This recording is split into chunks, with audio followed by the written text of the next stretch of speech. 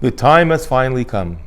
After centuries of bondage and slavery, God tells Moshe Rabbeinu he will finally be taking the Jews out of Egypt. As a precursor to the Exodus, Hashem brings the famous 10 plagues on the Egyptians. And right in the beginning of our Parsha, Parsha's Bo, Hashem reveals the purpose of these plagues. I am doing so, says God, so that you should tell your children and grandchildren, Eis asher hisalalti b'Mitzrayim, all the things I did to Egypt. Rashi translates the unusual word hisalalti as, I played a game with them, which doesn't make that much sense.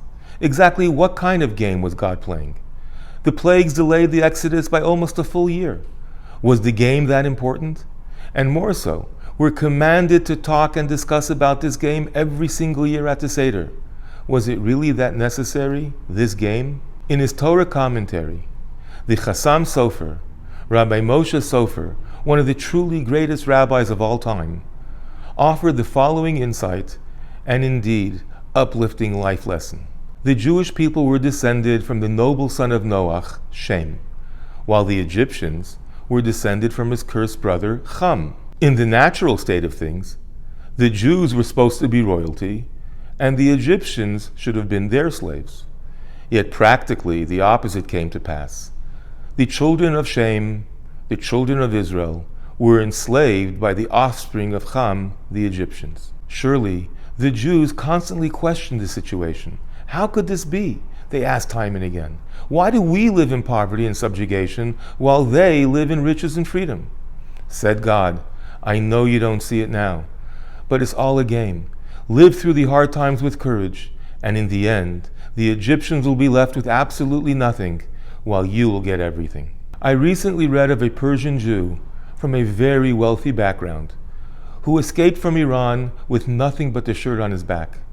Miraculously, he somehow made it to Israel, but he was so traumatized that at every single job interview, he clammed up, didn't communicate at all, and therefore nobody hired him for anything. He went to the unemployment office, and the kind lady tried every which way to find some skill she could use to market him. She finally gave up and wrote this in his file. This man doesn't say a single word, no matter what you promise him. He has no experience with the electronic and online world. He has no social life and keeps totally to himself. With that, she closed his file and sent him on his way. A few days later, the man gets an official-looking envelope in the mail. The letter says that he must report the very next day to the Israeli government main security office. He couldn't sleep all night, worrying about what might happen to him and his family. What did he do?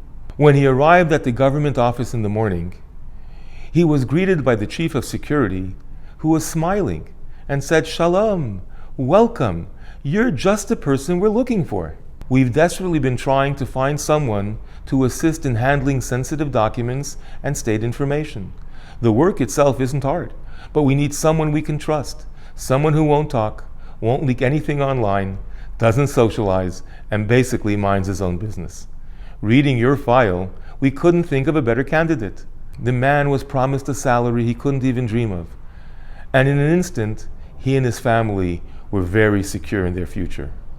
As the saying goes, Mensch tracht und Gott lacht. Man plans and God laughs. Why it works out this way, why God gets a kick out of his game, we may never know. But we do know the secret.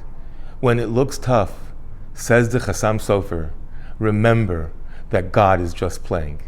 Soon enough, the light will be revealed. Wishing you and yours a Shabbat Shalom and Mivarach.